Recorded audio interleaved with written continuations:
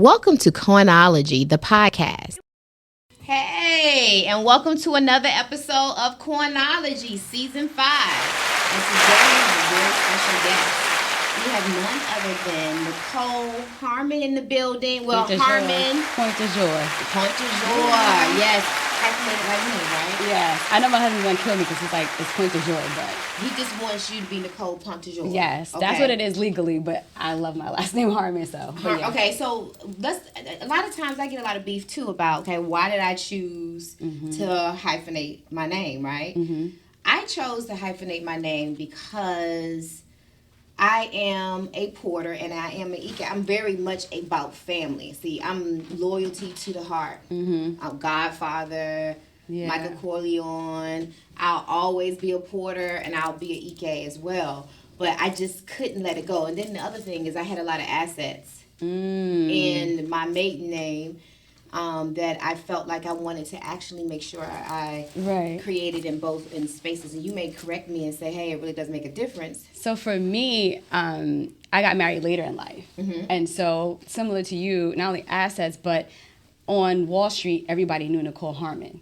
And so I felt like if I just say Nichole Pointdujour, they say, who is that? Mm-hmm. So that was for me. And then also, I'm the first person in my family to go to college. So the Harmon name, I wanted to keep the legacy alive. Mm-hmm. However, I am married. So legally, it's Nichole Pointdujour. Mm-hmm. But I just always, like on socials, on LinkedIn, everywhere else, I just say Nichole Harmon Pointdujour. In case somebody's looking, like trying to look me up, they don't know to look for Nichole Pointdujour. You know what's funny is that people size you up just by having a hyphenated name, especially men. Really? I find that when I say my name is Ebony Porter Ike, some men will shake my hand and they'll say, oh, you're one of them. They will say that. And I'm like, what is that supposed to mean? Yeah, they immediately feel as if because you hyphenate your name, you are not, I guess, as submissive or a little too independent. Yeah, I can see that because, again, my husband's always like, your name isn't... I was doing something the other day and I said, even my book that I have, the Art of Connections, I have Nichole Harmon Pointdujour, and he's like, you're Nichole Pointdujour. And I'm like, I know, but I'm not, it's Harmon, so... How long have you been married? I've been married 3 years. Okay, well, you have more of an excuse than I do. I've been married for 27 years. Wow. Yeah, but impressive. That Porter Ike is still Porter Ike, okay? Yeah. So, but let's go. I should have bought the book. Oh, I should have bought the book. Well, I have it in the car. You have it in the car? Okay. Yeah. So let's talk a little bit. Let's go all the way back, Nichole. Where are you from?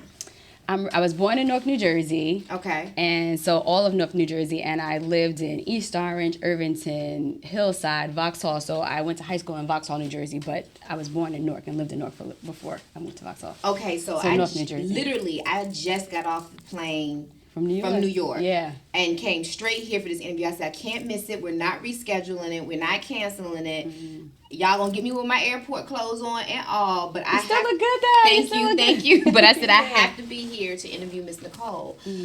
So you're from up north, and so what I find is that when most people say, "Oh, so and so is from New York, and they from Jersey," but you guys are very particular.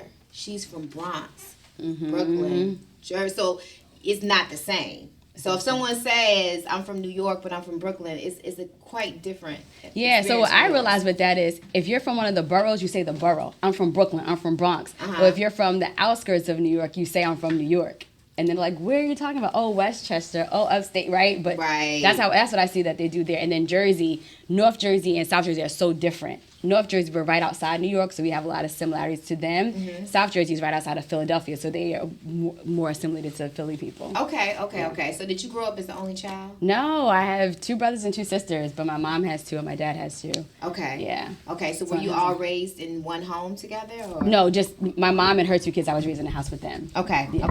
So first to go to college, I heard you say that a little bit earlier, right? So was school a big deal in your household? Was it something that was your family held near to you? That's a great question. So because I'm the first to go to college, I told my parents I was not going to college. Okay. And my mom kept saying, you're going to college or you have to get out of the house. And I said, I'm not going to college. I was working at ShopRite. I thought I was doing the most. Now, what's ShopRite? It was in New Jersey. Okay. Yeah, ShopRite's a grocery store. Oh, it's a grocery store. It's a grocery store. Yeah. So I was working at the grocery store.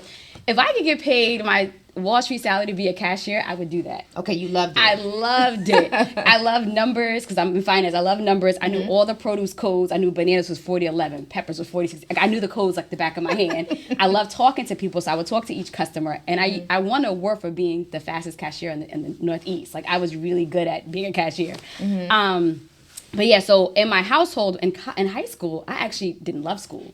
I was cutting class, but I would pass a test. And my parents would say, oh my God, I wouldn't go to school. I wouldn't go to class, but I would get a B on the test. And I knew I was smart to pass the test. And my parents were like, we're not praising that. If you were sitting in the class, you'd probably get an A. So my mom enrolled me in a program called Upward Bound, which was for college prep students that were in the inner city. Yep. And they took us on a college tour.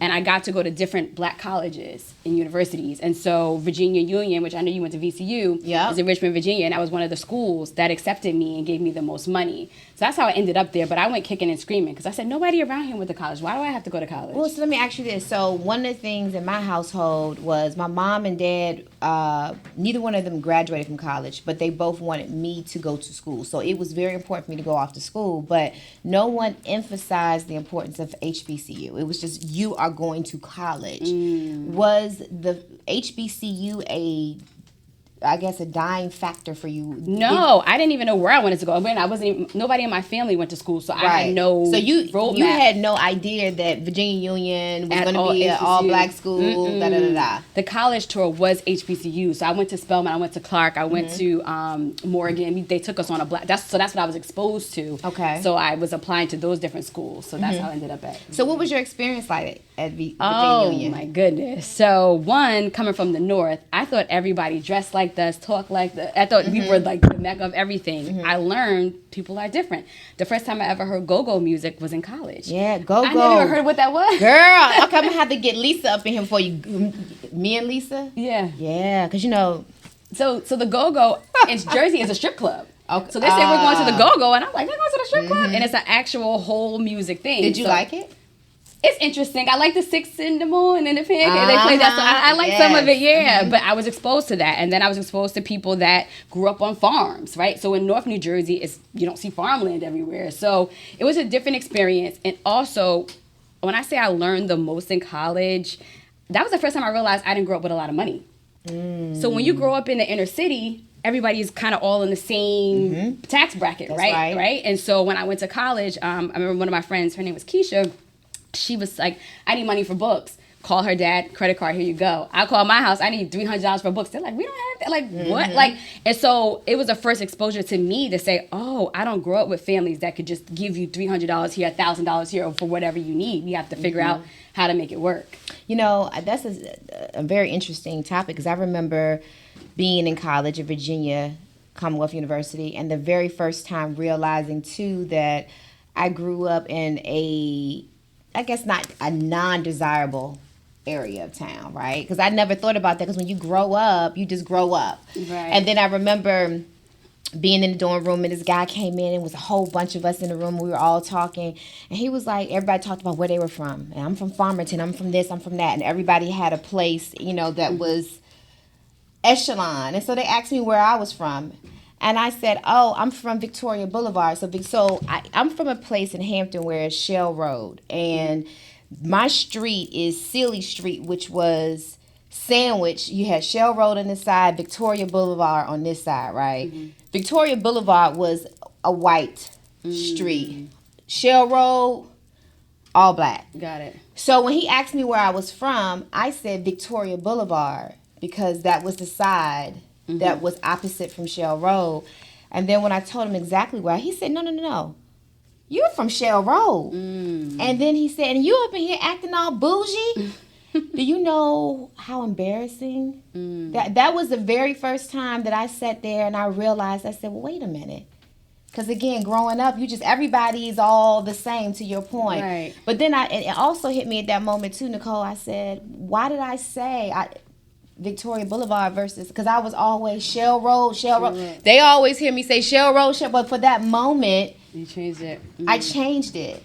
And I'll never forget that moment because I felt ashamed that I changed it, and I felt ashamed by what he said in front of everybody in the room. I was going to say, also going to college in the South, grew up in the North, that's the first time I've ever seen a Confederate flag. I had never seen it on someone's house, on someone's car. Did you know what it meant? Yeah, I knew it was Confederacy, but it just, like, I felt like racism was blatant in the South. Up north, there's racism up there, but they don't have it on their house. They don't have it on their car. Richmond is extremely And Petersburg, blatant. too. Oh, yes. Yeah, so I saw it there. It was bad in Richmond. Growing up, you know, I grew up in Hampton, but when I went to school in Richmond, I mean, they still were lynching people. Wow. Yeah, it was still certain parts of towns that you weren't supposed to be in after dark. Like, it was no joke in Richmond. Yeah, so that's what I said. That was the first experience. I said, oh my God, I never seen them, but someone blatantly having a Confederate flag. Or one guy that I work with was like, oh, I'm a redneck. And I just automatically assumed he was racist. He's like, oh, no, that means I go hunting and fishing. But these are conversations I would never have up north. Right. They didn't realize that saying I'm a redneck was considered inappropriate. Yeah. I remember being in college too, Nichole, being at VCU and being taught racism as part of courses. Like, they actually teach racial divisive theories in these courses. So you want to know where people learn racism. Some of it is in the home, but it's institutionalized in the schools. And I know that because I remember having tests on different racial dynamics, which race was considered at the bottom of the totem. They had a totem pole in the class, and that the Hispanic race would take over. They were teaching this in school then. So again, you're also teaching fear. Right. But also you're teaching that certain races are considered inferior. And we had a test on this, and you got to keep in mind, I was probably maybe it was one or two black people in the actual class. And so I'm sitting in there looking like, this is what people are being taught. That's crazy. And you want to know why people have those thoughts. But anyway, before you say that, I want to say in high school in New Jersey, in history class, he asked us who we want to see as a president. And I said, a black woman. And he looked at me like I had 12 heads. And I was in high school in the 90s. And then he said, first of all, there would never be a woman president. And second of all, never be a black person. And he taught you this. He told me this. And so when Obama won, I went back to the school and I found him. And I said, sir, do you want to eat your words now? And he was like, oh, I guess I was proven wrong. But the fact that you told me there would never be a black person or a woman president, and look at Kamala Harris becoming a vice president, right? And so it was like, right, that's the things that I was taught in school. And they teach you, I mean, so again, it's not always, racism isn't just taught at home. It's actually systematically taught. And I know that because I went to a PWI undergrad and grad. Oh, okay. And so I know what they are being taught. And so, but anyway, so you go to VCU, Virginia Union. We graduate with what degree? So I have a bachelor's degree and I also have an MBA. Okay. Yeah. All right. And then you went off back up to New York? Yeah. So this is an interesting story. So again, because I'm the first person in my family to go to college, I had to learn everything on the spot. And what I mean by that was my friend Keisha, she actually helped me along the way because we were in business school together. And they would always have her name in a plaque. And I'm like, how do you get your name in this plaque at the business school? And she said, oh, I'm on the dean's list. What's the dean's list? Never heard of that before. Right. She said, oh, you just have to get A's and B's. I knew I was smart, so I said, I can get A's and B's. So I sat in front of the class and wound up getting a 3.8.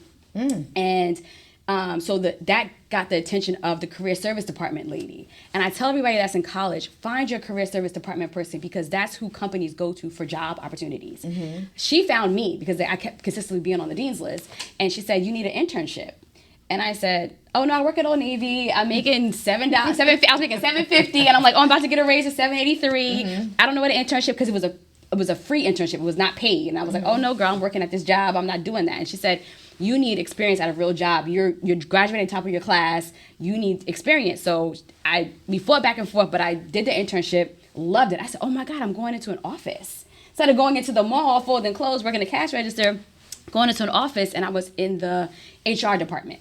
So that was my first experience into a real job out of college. I was a senior in college. So what happened was Prudential in New York merged with Wachovia Securities in Richmond, Virginia. The people from New York did not want to come down to Virginia. So they were offering college students that majored in finance, business, and economics an opportunity to work at this company. And the title was Brokerage Operations Specialist. So the career service lady, she found me again. She said, I want you to interview for this. I said, I don't know what no brokerage operations specialist is. Like, I didn't even know what that title was. And I was like, no, you already got me interning for free over here. Like, I'm working, I got school. So she was like, just interview to get the experience. So I said, okay. Interview, they offered me the job. And I'm in there, I don't even know what the title is, Ebony. So I'm like in there just talking about my career at school and being the first to go to college, how I was in economics, how I'm graduating top of my class. And so when I graduated, I had 2 job opportunities, one at the Nationwide where I interned and one at Wachovia Securities. They both were paying $30,000 a year. Oh, that was big money back then. Oh, back then. Back in the day. Boy, right. You were rich, and I girl. was rich, I wasn't even know if I thought I was big doing it. You was making it. So they both offered me a job. However, Wachovia Securities offered me a $3,000 upfront signing bonus. Mm-hmm. So I said, I'm going to take this and figure out what that title means when I get over there. Ended up over at Wachovia Securities on their trading floor. So that was my first exposure into Wall Street. So stop right there, though. So that says a lot. So somebody saw something in you. Mm-hmm. And do you know who it was? It was the career service lady because I was on the dean's list. But she had to have made it. Somebody inside of Wachovia had to say. Oh yes, So there was a guy that interviewed me, and he was like, "She's a star." Like he kept telling me, white guy. He was black, actually. Okay. So that's good. Yeah, he was a black man, and he's like, "We want her here at Wachovia." And what's crazy is when I got my first check. I told you I didn't grow up with much money. I got my first check. It had a comma in it. There was a comma in my check. I had never seen a comma in a check. Because again, I was making $7.53 at the Old Navy. I called my mom. I said, "Mom, there's a comma in my check. I don't know if they made a mistake. I'm not trying to tell them like this is a comma." And she was like, "What?" And I said, "Do you want half of it?" I didn't even know what to do with it because I had never seen a comma in a check. Mm-hmm. And so, so the guy was like, "I want you on the at the company." So a brokerage operations specialist is you're in middle office trade support. So I was supporting the equity traders, which are vanilla stocks and bonds. And then I went on to learn on my own to learn the bond market. And then I also wanted to learn the option market. So I was just pushing myself around to learn. I love learning. So learning what different market instruments were on the trading floor. Mm-hmm. All while in grad school. I was going to work at 8 to 5 and going to grad school from 6 to 10. So where did you go to grad school at? I went to Strayer University in Richmond, Virginia. Okay. So I was going to grad school at night. Mm-hmm. And then when I got my when I received my MBA, a guy that was in my economics class named Franklin, and I'm thankful to Franklin to this day, he said, there's a big company on Wall Street. They're looking for high talent. I remember how smart you were in economics. You should interview for this, for their program. And I said, I don't, I'm in Richmond. I'm doing all right. I got a comma in the check, whatever. But I was like, you know what? You bet on me. Let me go. They put me through the ringer, Ebony. I had 14 interviews, a case study. You had to solve a case study within 24 hours. They put you in front of a board. I'm like 23 years old. So I'm in front of a board of these senior executives telling them how to solve different problems in the case study. And then we had a brain teaser. So they put you in different rounds. Everyone there was from Ivy League. Everybody said, I went to Harvard, I went to Yale, I went to Princeton. I'm like, I went to Virginia Union. And back then in the 90s, early 2000s, HBCUs wasn't as big as it is now. Right. And so they're like, where is that? What is this? I'm like, it's accredited just like your school. Mm-hmm. And so wound up getting the opportunity. And that's when I had to move to New York I wanted the operations program where you get to rotate to different areas. But they told me I was overqualified because I had an MBA and I had trading floor experience from Wachovia. So they put me in the investment banking program. So then, so your life just seemed like it all kind of went the way on its own. Like on its own, because I knew nothing about Wall Street, stock market, trades, bond. Like, you know what I also say too, Nichole? Like you mentioned, you said HBCUs weren't a big deal back then. It wasn't a big deal back then to us because we did not have family members prior to us that had that legacy. Mm-hmm. But HBCUs have been a big deal. I'm finding out for a very, very long time, right? Mm-hmm. Where people are very strategic in the development. And the reason why I bring that up is, can you imagine if there was an intentional effort put into Nichole's life as a little girl, and this is what we want for her, and this, some of the intentionality that where you would be today, because you're already through the roof. Oh, thank you. Well, I think what I want to credit my mom right there, right? Because for her not to go to college and to see something in me, to put me in that program, the college prep program, and to say you're going to school is something that she didn't do, like, I felt like she bet on me. Like, she's like, you're very smart. Like, you need to go and you got to fill out applications. You have to do X, Y, and Z and help me. And we didn't have much money. So she figured out how to even get me in school. Yeah. Yeah, I think for me, it was never an option for me not to go to school. Like, it was, I just was going. I didn't know I was going. I was always headstrong. I knew that I wanted something different what different was, I didn't even know what it was going to look like, Nichole. All I could remember being a little girl thinking I was going to have a briefcase in my hand and I was going to walk into a big, tall glass building. And I did end up doing that. I worked for a number of years at a major Fortune 100 corporation. But I didn't know what that was going to encompass. I just knew I wanted to do something big, because you didn't see that where I was from. You didn't see the big, tall skyscraping buildings, and I didn't see the women going to work in the morning with their briefcases, right? Yeah, I didn't see that at all. Yeah. And my mom had me at a teenager. Her mother had her at 15, got pregnant with her at 15, my grandparents. And so, where I'm from, it's you just work, you have your babies, you raise your family, that's it. So that's what I thought was going to be happening to me. I really didn't think, I never saw myself in college, Wall Street. I was cutting class when I was in high school. Cutting class, getting suspended. I'm not going to school. Nobody around. I just didn't see myself right. And so God had bigger plans. Plan for you. And I'm grateful, yeah. So then you're on the middle of Wall Street, right? And probably one of the very few who look like us, right? How was that experience?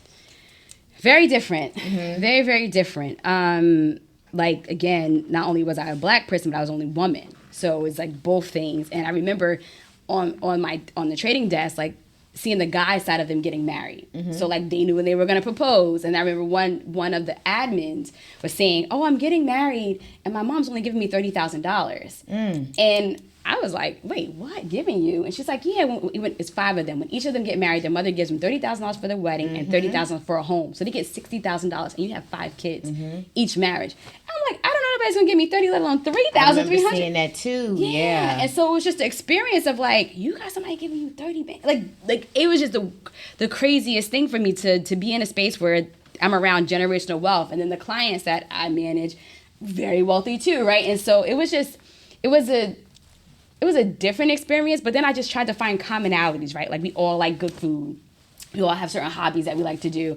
I'm not a golfer. I'm not in the middle of I do like to go on vacation in the middle of the ocean, but just trying to find synergies between myself and my teammates. And you're known today as the master connector, right? Yes. So I'm sure very early on you probably had to realize the magic behind networking. Yeah. Right? The whole art, it's an art to networking. Art to it. So what would you say, where did you learn how to network? So I think one is always just trying to find that common space between people. But the 3 things that I tell people that have helped me get from this little girl in Newark, New Jersey to Wall Street to these big fancy places is the 3 things that I always tell people is lead with value. Try to figure out how you can help somebody by solving problems for them or just offering certain services. 2, following up. So many of the networking gets lost in the follow-up. And 3 is do good business.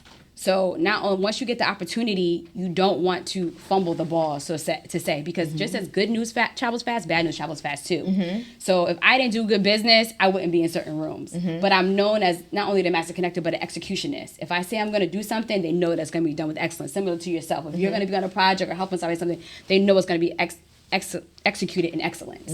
And the thing about it though, Nichole, is networking is one of the key elements for entrepreneurs. When we talk about entrepreneurship and people gravitating to it, but they want to say, I'm an introvert and I'm not going to come out my shell. Well, you can be an introvert because I'm an introvert, but I know that if I don't get out of my shell and navigate and network, my business will not grow, right? So I think that's a key element, because as the master connector, that is some of the things that you've done very well with other entrepreneurs and C-suite leaders, and it's bringing them together and making those things happen. Nichole, what are some of the biggest things that you think from the major entrepreneurs that you've met? Because I know you've worked with entrepreneurs at the highest level of net income. What are some of their biggest concerns that you think they have as far as their financial concerns? So their biggest concerns is keeping their money, right? Making sure that they're investing in the right things, making sure they have the right team around them. Infrastructure is so important. A lot of times when people build businesses, they bring in their family and friends to help, but they may not have the right tips and tools to get you to the next level. So it's infrastructure. Also, like I said, keeping your money, infrastructure, and making sure that you have people to get you to the next level. But there's one big entrepreneur that we both know that I helped, and I asked him, I led with value. I said, what are you working on? How can I help you? And he's like, well, you work in finance. One of the biggest fears for me is that I'm leaving generational wealth to my kids, but do they know how to manage it? They don't want their kids to be without, right, if they're not here. And so I connected them to a program to help their kids learn how to manage their finances as well. And see, when you and I talked about that was something that resonated with me. And I think it resonates so much with many entrepreneurs because, again, if this is your first time, if you're the first, you've gained some level of success, but your biggest fear is losing it. And how do I keep it? How do I maintain it? How do I end up being one of those individuals that can gift my child $30,000 in their first home? How do I? Those are the things that started going through my mind very early on when my children were very small. The good thing for me is I started asking questions. I started navigating the room and finding out, okay, what do I need to do, who, what, when, where? And you're hoping that the people that you're asking really know what they're talking about. Right, for sure, yeah. Right? Because what I find, Nichole, is that most of the most successful entrepreneurs that I've come in contact with, they've made a whole lot of money, but they're not really confident that they're doing the right things with it. Yeah. There's an insecurity there. For sure. Because you know how to make money, but do you know how to keep it, right? Like it doesn't. You can make $5 million, but if your expenses are $4.9 million, right? Like how? Like so, it's how, like, when you make the money, how you keeping the money, how you investing the money. Even something like I got life insurance, right? And so like you could put life insurance on a 1-year-old baby, which would be the cheapest to put it on, right? So it's like little tips and tricks that you learn, especially from being in finance or knowing people in finance. That okay, this is what I would do differently. 529 plans when you have kids in school, start that early. I tell everybody that works that's not an entrepreneur to do your 401k and max that out. That's free money that you could be leaving on the table. So those are different things, but yeah. What are your thoughts about when, you're an entrepreneur, you make your first meal and then you run out and get a Lambo? Because, that's typically one of the first things we do. So it's funny that you say that. So people spend their money on what they want to, right? Like for me, I'm not a car person. So working on Wall Street, we get bonuses and the bonuses are very nice. And I remember when we got our first bonus in the investment bank, all my teammates bought the newest cars. It wasn't Lambos, but it was like the newest Benz and the newest BMW. And I was like, I'm going on vacation because that's where I want to spend my money, right? But as soon as you drive a car off the lot, it depreciates. So a lot of business owners are getting smart now where they're putting it in their business, even though it's still a cost. But for me, I always say pay yourself first before you spend it on depreciating assets. When you say put it in your business, let's talk about, you mean buy the car through the business? Yeah, buy the car through the business, right? So that it's a write-off. Right. But yeah, I tell people to pay yourself first. Put money in savings. Put money in some type of investment instrument so that it grows money for you before you put it on something that's going to depreciate. And how could one find that right person that they can trust to help them grow their money, though? So I tell everybody to talk to the banks, right? I come from a bank. They have financial advisors that's dedicated to help you grow your money, and it's a free service. So you go into the bank and you ask for a financial advisor and say, "Hey, I'm looking to maximize my return. I'm looking to invest more of my money," and they show you different plans and different instruments of how to grow your money. And they're trained. They have to have licenses to advise you on where your money should go. But when I think about some of these. Like, for instance, I'm just going to say the name. Like, when I think of an Edward Jones, for instance, right? How do I know that they are really telling me that the right things, or are they just trying to sell me a product? See, this is the thing. I think, and especially coming from our community, African Americans don't trust. We don't. By nature. For sure. Because we were done wrong by nature, We were done wrong by nature, but we just don't trust. I was blessed that my wealth advisor that came along, I trust him explicitly, right? Which you probably shouldn't trust that much either, but I trust him a lot. But it is difficult for us to depart. When most people want to be able to see their money, they want to put it in a savings account, which is the worst place to be, and see it because they know it's there. It's there. Right? Yeah. How do we break these curses that's on our minds, Nichole? Because as Black people, we have this fear and insecurity of wealth, and being afraid runs away the money. No, I hear you, right? Because again, there was like the redlining, right, where we couldn't get homes in certain areas. I recently bought a home and was trying to they wanted me to use the bank that I worked at, and they were giving out grants, but then the grants were only for if you're in a certain zip code. I don't live in a certain zip code. I live in a different zip code, right? And so I was like, I don't like that. So I went somewhere else. But I feel like it's a combination of doing your own research, doing your own homework, and then talking to the financial advisor. Yes, their job is to sell you certain products, but asking the questions. Like you say, you like to ask questions, you like to learn. Okay, is this the best return on my investment? What's the difference between this product class and that product class? Like asking them certain questions to make sure that you're going in there and getting the best from them. So it's kind of like doing your own homework up front and then going in there talking to them. And I think, and also, really, you're still out there. Because when you think about, when we look at Enron, for instance, right? Or Madoff. When I worked at Madoff, right? Madoff, yeah. People lost everything. Everything. And these were some of the most wealthiest, and this is some of the come from long families of generational. What they lost everything, Nichole. I say diversify with that. So all of my money is not in one bank or institution.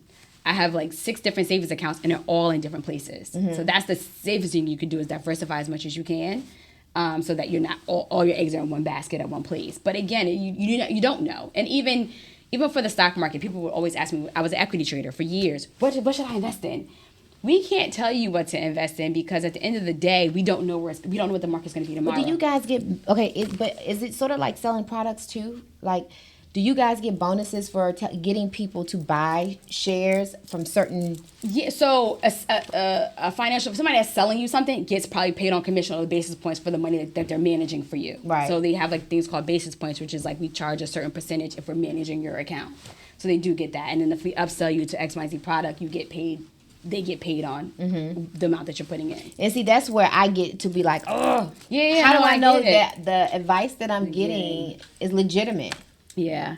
So I can't get too much into it because I'm not a financial advisor. Right. So I don't want to like say something out here. So I don't want to. I get you. But you do understand how with being first generational in so many areas, you don't have any, you can't go and ask dad or granddad or mom or grandma. Who do you ask? And then the ones that you do ask, they are tied to a check.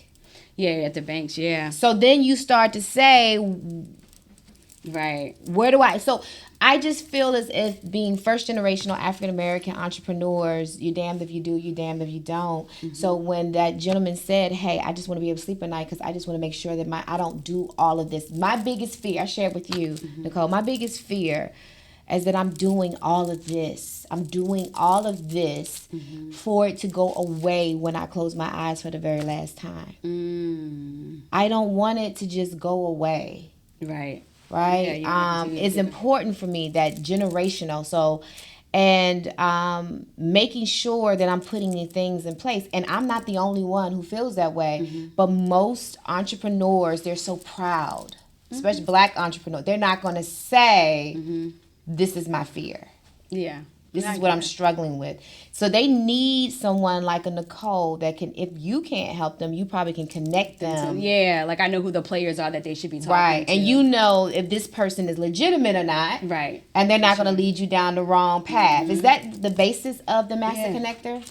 So the basis of the Master Connector, so one, God gave me this vision. Okay. And he said, you're being on Wall Street for over 20 years. I was in rooms with corporate executives and high profile people. When I would go to my Wall Street events, I wouldn't see my friends that were entrepreneurs and industry leaders in these rooms. And when I would go to these industry events, I wouldn't see my corporate executives in the room. And so God gave me a vision. He said, you're going to create a room with high-profile entrepreneurs and influencers and people that are movers and shakers in the industry with your corporate executive friends.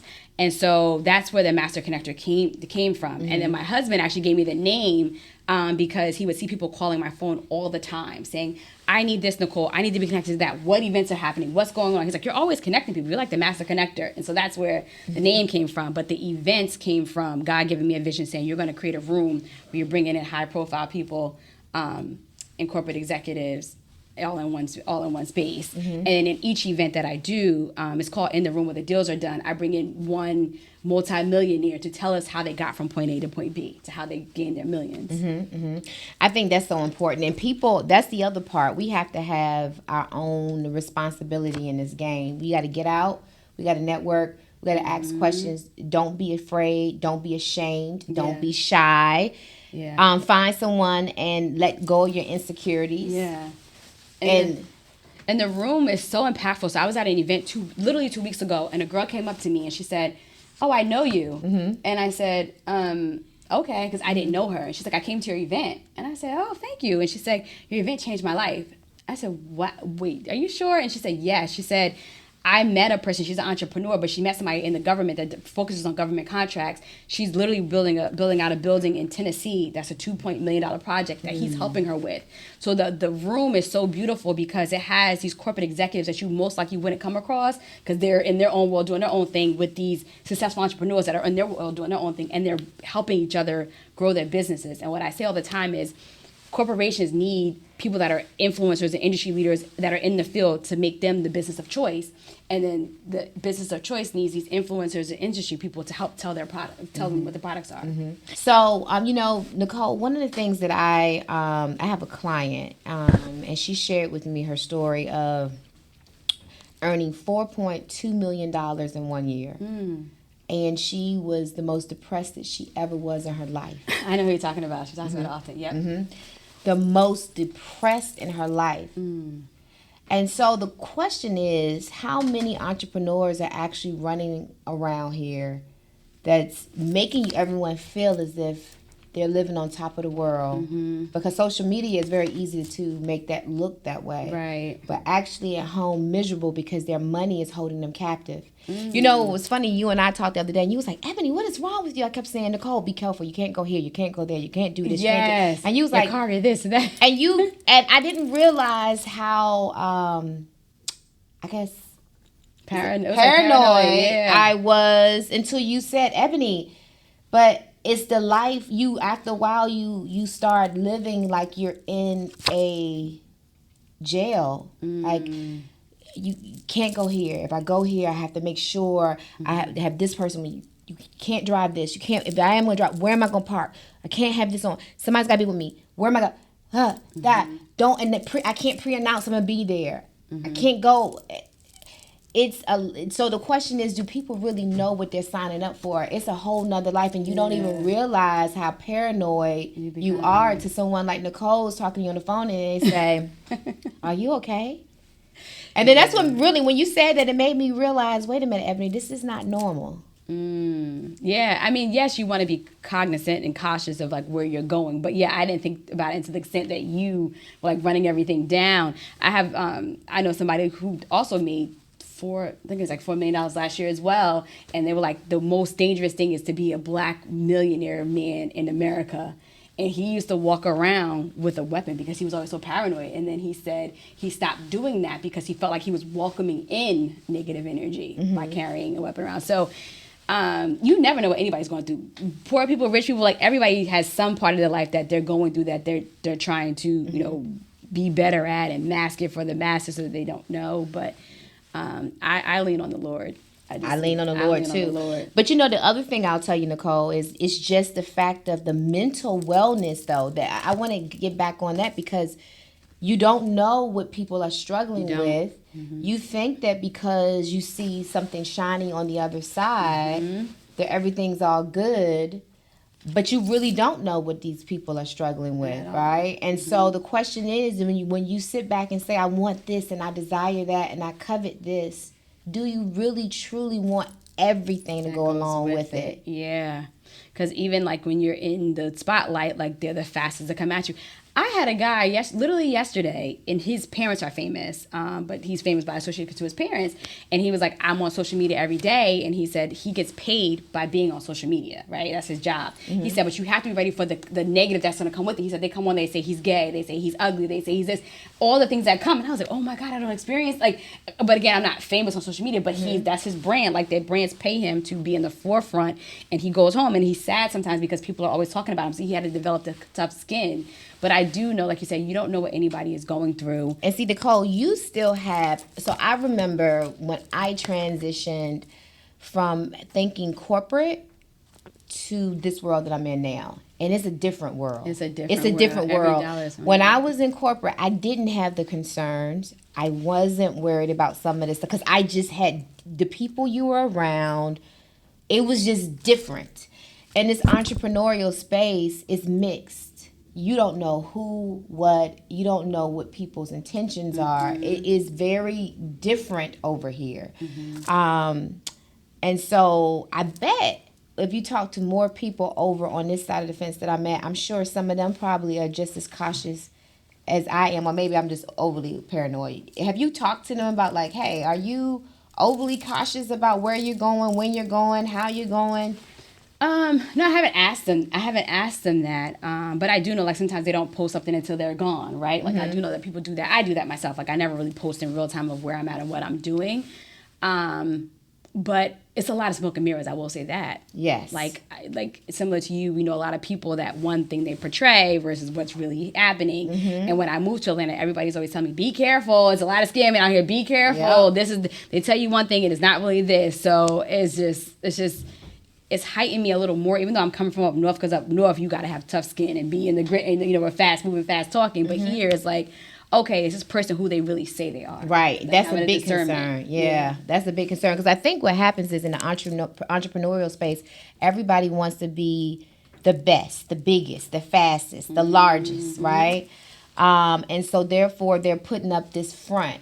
And to your point, you don't really know. No one's really showing the true journey, the grit, the grind, the losses, the L's over and over and over again, the zero bank accounts, the borrowing, the hoping, the losing, the repos, the evictions. Nobody's talking about that. They're just showing. The glamorous side of you see the Lambos and here and there, but you don't even know those Lambos could be purchased on Toro. Nothing's wrong with that, but it's a difference between you having the Lambo that you are driving is a luxury car that's sitting there versus it being it's a difference. But sometimes they have a Lambo living in an apartment.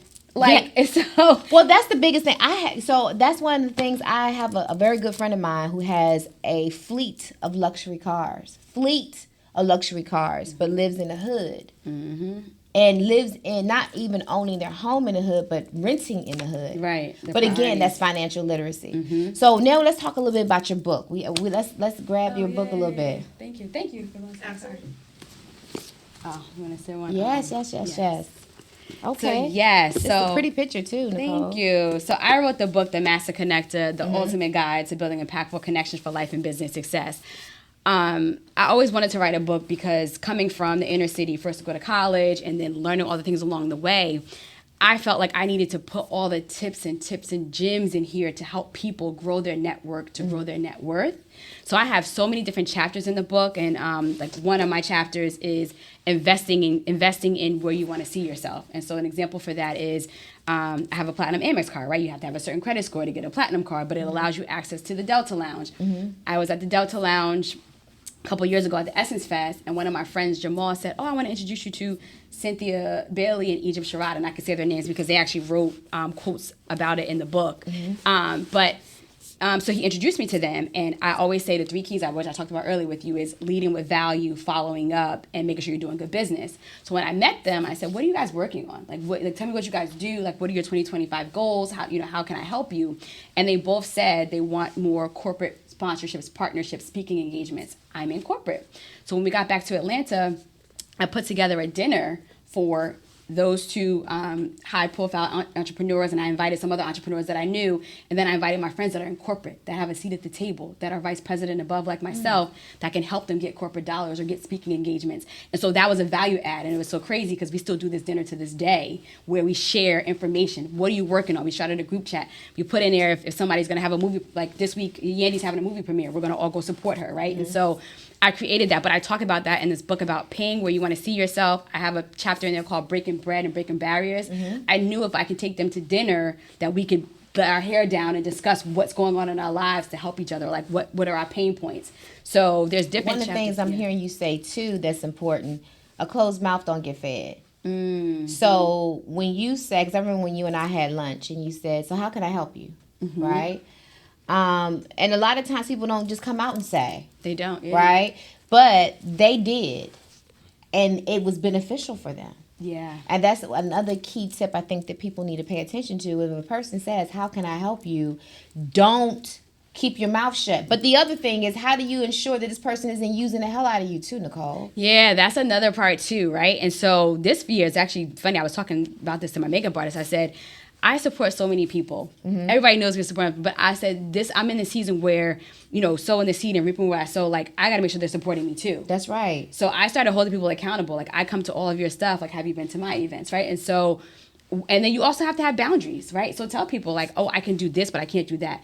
Clear communication is so important in networking. That's right. Letting people know what you communicate. Reciprocal. That's one of the things I want to make sure we say before we close up out of here. Networking is reciprocal. It's not just a take. It's what value do you bring to the table that can be fairly exchanged. It's a transactional relationship. Yeah. And before I met you, Ebony, I was getting asked to speak on different podcasts and different platforms. I'm like, where is this coming from? I would take it. And so she's like the silent whisper where she saw something in me to say she should be a part of speaking my name highly in rooms that I'm not in. I'm so grateful for you and whoever else has done that for me, because that's important, right? You saw a value in my brand and wanted to put me on certain stages, and then you're like, let's go to lunch, and now we're continuing to build our relationship, but you led with value. Like, let me get her exposed to people that she doesn't know yet. But you bring value. So that's, again, when you introduce value to someone who has value as well, they recognize that. I'm a giver, so I recognize other givers. I run from takers. I immediately shut down from a taker. But how do you recognize that? I have a very discerning spirit. Okay, I'm very and I sit back and I watch for a while. Like, for instance, like I said to you, I was saying you didn't even know. You would see me in the rooms, but out, move. I don't necessarily have to be in the front of the room. I'm just watching the room, and I'm watching who's in the room and how they're moving in that room. And I also had gotten some great feedback about you and the things that you were doing to help so many other people. So I thought it was important that I said, you know what, let me get Nichole to the front. Let me make sure people see Nichole. Let me make sure people recognize Nichole. And so it was important for me to put your name in the hat as many times as I possibly could, because everybody kept saying, this young lady, she's doing this, she's doing that. Oh, I wouldn't have met this person if it wasn't for her. I wouldn't, And then my question is, who is watering Nichole?